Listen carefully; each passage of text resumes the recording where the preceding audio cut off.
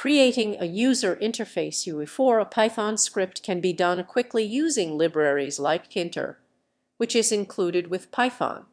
Below is a quick tutorial on how to generate a simple UI for a Python script in just 1 minute. Step-by-step tutorial. 1. Install tkinter. Tkinter comes pre-installed with Python, but if you don't have it, you can install it via your package manager. For example, on Ubuntu, you can run bash sudo apt-get install python 3. 2. Create a simple Python script. Here's a basic example that generates a UI with a button. When the button is clicked, it displays a message. Code example: Python import tkinter async from tkinter import messagebox def on button click messagebox. Show info hello tkinter. Create the main application window root. Title simple UI example root.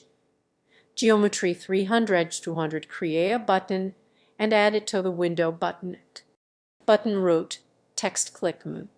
Function definition: the on button click function is called when the button is clicked, which shows a message box. Create window. Initializes the main window, sets the title, and defines its size. Add a button. A button is created with the text click. The button is then placed in the window using pack.